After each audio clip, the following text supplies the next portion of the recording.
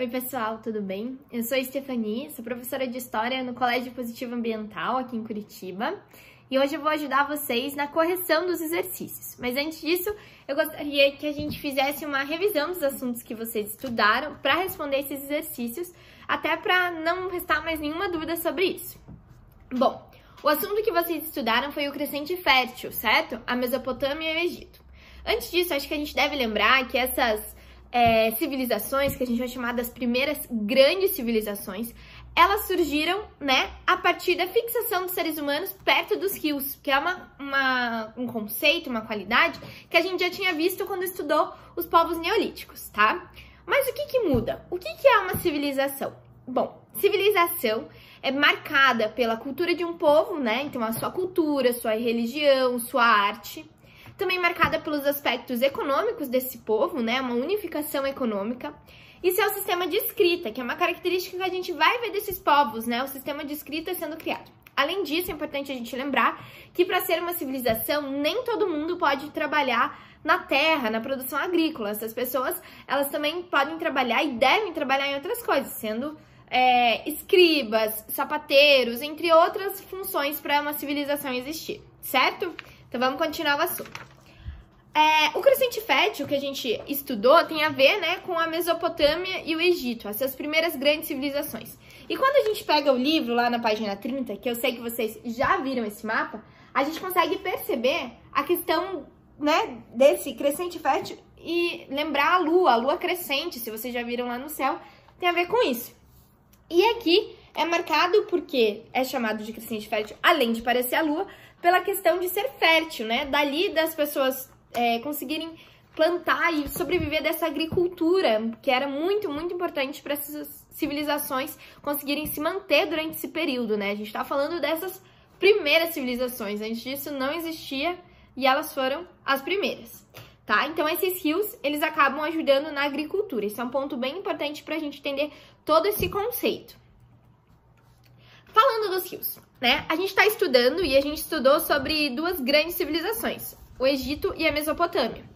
Será que o Egito e a Mesopotâmia tinham a mesma confiança nos rios, entre eles, ou não?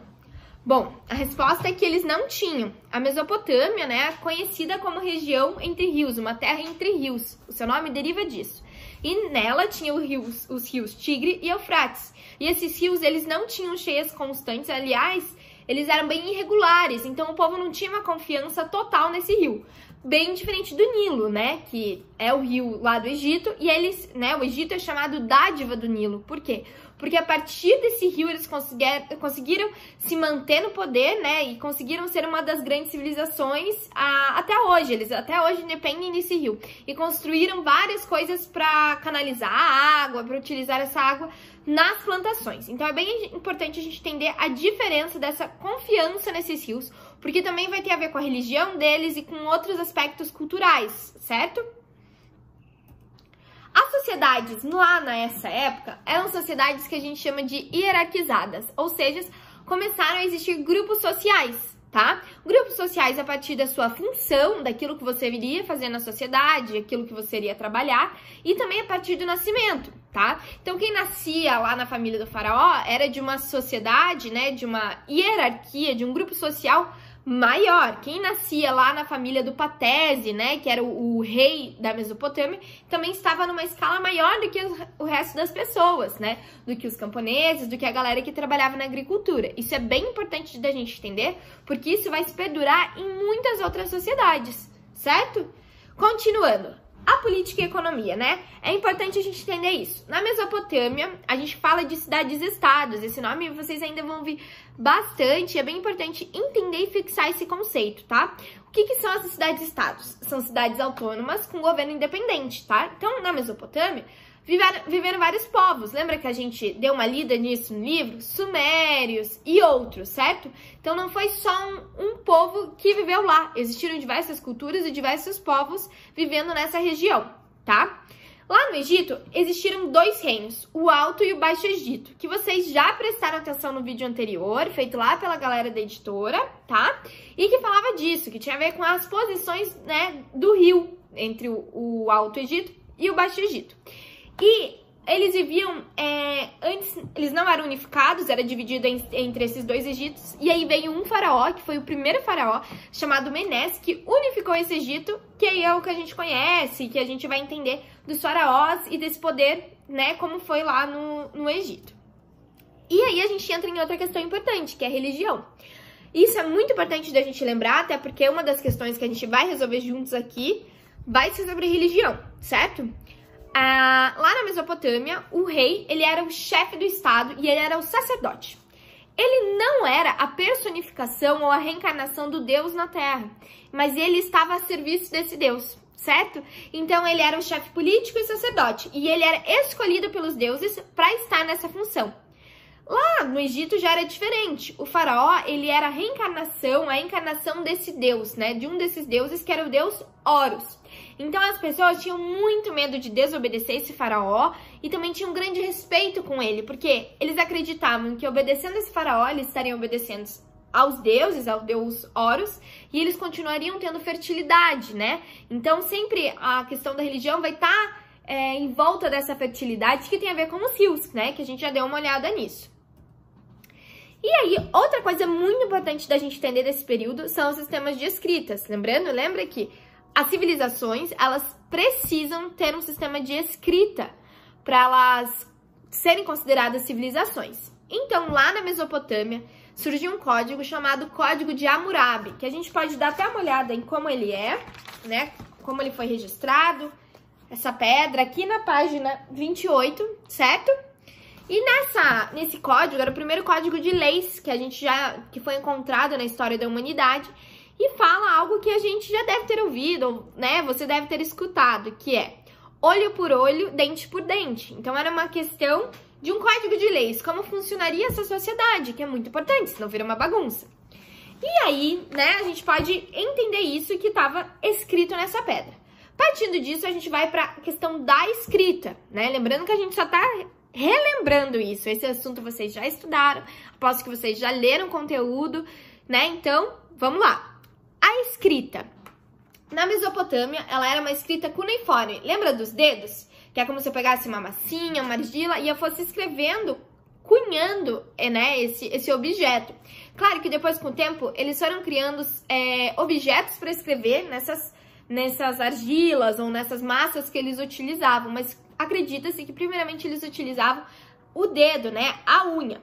E eles utilizavam símbolos, né, que é o que a gente pode dar até uma olhada lá na página 39, que é bem diferente, né, da questão do papiro que a gente já vai falar. Então aqui era escrita cuneiforme, que eles utilizavam símbolos e eles utilizavam para saber o controle dos impostos dessa sociedade. Já no Egito, como a gente pode ver, esse papiro, que é um papel que eles produziram a partir das plantas locais que davam lá no Nilo, tá? Eles utilizavam símbolos também, e eles começaram a fazer sinais que passaram a ter ideias, depois sílabas, e aí formam um alfabeto. São símbolos que significam objetos mesmo, tá? Então era isso que eles utilizavam nessa escrita. E então vamos lá, vamos para nossa correção de atividades. A primeira atividade que pediram para vocês fazerem é a página 37, lá do LD, certo? Eu vou ler aqui para vocês pra gente responder juntos. Bom, tá pedindo pra gente analisar a formação de algumas palavras e tá pedindo aqui para vocês analisarem uma imagem que vai ter a ver com toda essa questão da atividade, tá? A questão A.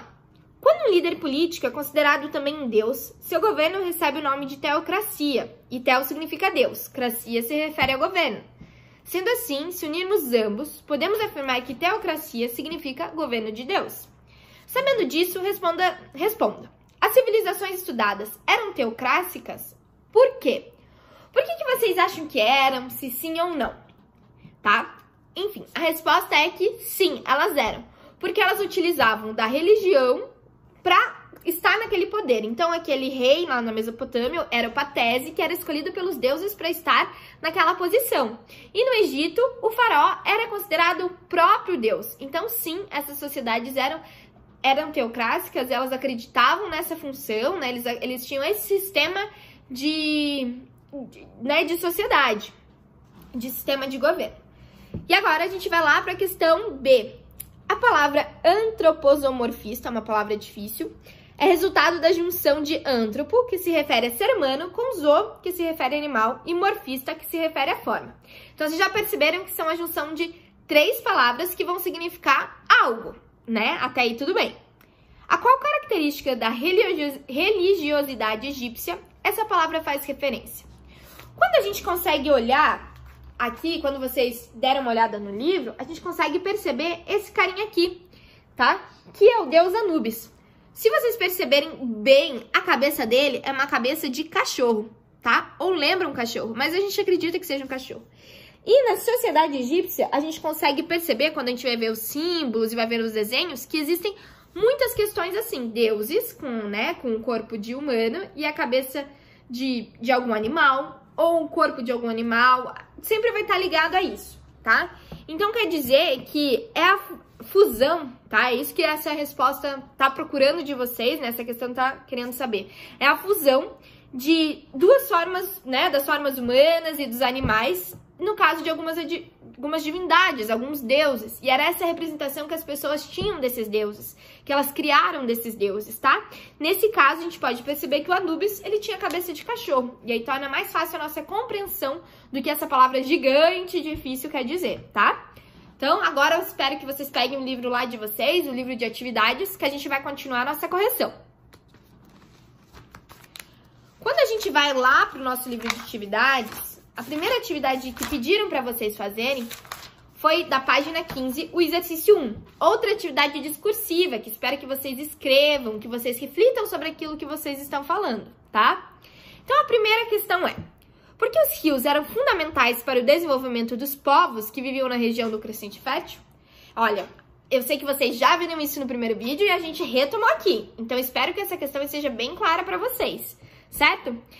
Esses rios, eles ajudavam na umidade do solo, que, né, proporcionavam para essas pessoas uma terra fértil, uma terra propícia para ter o quê? Agricultura, que é a base dessas civilizações, né? Poder plantar, para poder comer, para poder fazer várias outras coisas. Então, essas civilizações estavam ligadas, muito ligadas, intimamente ligadas a esses rios, né? Para conseguir plantar, para conseguir comer e para conseguir sobreviver. Então, é por isso que esses rios eram fundamentais e é por isso que a gente estuda eles até hoje, certo? Além disso, outra coisa importante, né? Além da questão da produção agrícola, tem a questão dos animais. Os animais precisam de água, assim como os nossos animais de estimação, nossos cachorros, gatos precisam de água. Esses animais do Egito e da Mesopotâmia também precisavam de água, né? Além das pessoas, a gente precisa de água. A água é um bem que a gente sempre vai correr atrás. Então, é por isso que eles se fixaram e desenvolveram essas grandes civilizações perto desses rios e tiveram a sorte de conseguir produzir, né, grandes questões agrícolas e tudo mais. Vamos continuar a nossa correção. Vamos lá para a página 17, tá? A questão 11. Vamos ler esse texto juntos. Imagine um mundo sem escrita, sem qualquer tipo de escrita. Não haveria formulário a preencher, nem declarações de imposto de renda, mas também não haveria literatura, ciência avançada ou história. De fato, é algo difícil de imaginar, porque a vida moderna, o governo moderno, baseia-se quase inteiramente na escrita. De todos os grandes avanços da humanidade, o desenvolvimento da escrita é, sem dúvida, o maior. Pode-se afirmar que teve mais impacto na evolução da sociedade do que qualquer outra invenção. Isso é verdade, não é? Vamos ver o que a questão está pedindo pra gente, que a gente já vai discutir isso aqui. Com base no texto e em seus conhecimentos, explique a importância da invenção da escrita para a humanidade. Para que a escrita é importante? Será que a gente ainda utiliza a escrita? Olha, eu vou até dizer para vocês que, quem sabe, a gente ainda utiliza mais, né? Em épocas que a gente utiliza redes sociais, quando a gente vai postar aquela foto, a gente escreve uma legenda. Quando eu vou mandar uma mensagem para o meu amigo, eu estou escrevendo. Então, a escrita é muito importante para as sociedades e ainda bem que ela foi, né, inventada, que ela foi criada e que a gente consegue utilizar ela até hoje. Eu acho que isso é fundamental de a gente pensar, que é algo, né, da nossa realidade. Pensar que a escrita, ela passou por vários momentos da história, né? Ela foi tendo vários momentos. No começo eles utilizavam símbolos, eles utilizavam formas e hoje em dia, né, existem diversas línguas pelo mundo, diversos jeitos de escrever e que isso também remete à particularidade de cada civilização e de cada cultura. Mas bem, o que a gente pode responder dessa questão, né? O surgimento dessa escrita ajudou na comunicação das pessoas, seja para registrar os impostos, como foi o caso da Mesopotâmia, ou seja, para falar sobre os deuses. Ajudou na comunicação, isso sem dúvidas. E também ajudou na transmissão de ideias e a questão dos registros de informações. Porque como que a gente poderia saber do passado, principalmente no caso da história, sem ter esse registro, né? Eu acho que é muito importante a gente entender isso, que os livros nos ajudam, que essas coisas escritas nos ajudam a entender todo esse conceito de humanidade e nos ajudam a se comunicar, seja com as pessoas, né, do nosso dia a dia, do presente, com as redes sociais, ou também para entender o passado. Então, acho que é muito importante para essa construção de todos os conhecimentos que a gente teve. Então, pensa nisso, tá? Essa é a questão dessa resposta aí, da gente pensar do quanto a escrita é importante para os nossos dias de hoje e para estudar o passado também. Vamos continuar a nossa correção? Vamos lá para o último exercício, tá? Da página 18. É o exercício 12. É um exercício muito legal de associar colunas, certo? E eu vou ler para vocês e a gente vai pensando nessa construção juntos, ok? A respeito do Egito Antigo e da Mesopotâmia, associe os itens da primeira coluna com os respectivos significados da segunda coluna. Então, eu vou lendo para vocês a segunda coluna e vou já trazendo a resposta e discutindo um pouquinho disso com vocês, tá? A primeira coisa que tá ali pra gente completar é crença em vários deuses. Como que é o nome disso? O que tem a ver com a religião? Será que o nome tem a ver com politeísmo? Eu acho que tem, hein? Então, essa primeira questão, você pode colocar o E. Todas essas sociedades que acreditavam em vários deuses eram chamadas de politeístas. Vamos para a segunda? O território que se autogoverna e tem as próprias leis. O que será? O que será que a gente aprendeu lá no primeiro vídeo e reaprendeu hoje? Deu uma lembrada na cabeça de vocês. Tem a ver com cidades-estados, né? Então, tem toda essa questão. Essas cidades-estados, elas se autogovernavam e elas tinham as próprias leis. Então, elas tinham um próprio sistema de se autogovernar. Vamos para a próxima. Suas enchentes possibilitaram o desenvolvimento da região do Egito Antigo. Se tem a ver com o Egito Antigo e tá falando de rio, tem a ver com o quê? Rio Nilo. Então, se você marcou a resposta A, você está certo. Vamos para o próximo. Tipo de escrita baseada em símbolos e gravada em tabletes de argila com uma cunha. Lembra da cunha? Lembra da unha, certo? Vamos lembrar. Se tem a ver com isso, tem a ver com a escrita cuneiforme, tá? A resposta é a letra F. Vamos para a próxima. Responsável por produzir textos religiosos, registrar decretos dos faraós e calcular impostos. Quem será que estava responsável por isso lá na sociedade hierarquizada? Não era todo mundo que podia fazer isso. Tinha um cara específico e o nome dele era escriba. Então, a resposta é a B. E a última, região onde se desenvolveram os povos mesopotâmicos. Que rios que tinham a ver lá com a Mesopotâmia, hein, pessoal? Que eles eram chamados ainda da região entre rios. Eu acho, na verdade eu tenho certeza, que eram rios Tigre e Eufrates. A resposta é C. Então, para vocês relembrarem aí qual é a ordem, eu vou dizer rapidão. A primeira é a E, a segunda é a letra D, a terceira é a letra A quarta é a letra F, a quinta é a letra B e a última é a letra C. Eu espero que vocês tenham gostado, que vocês tenham aprendido bastante e que vocês estejam bem durante esse período, viu? Se cuidem, não saiam de casa, lavem bem as mãos. E é isso, pessoal. Beijo!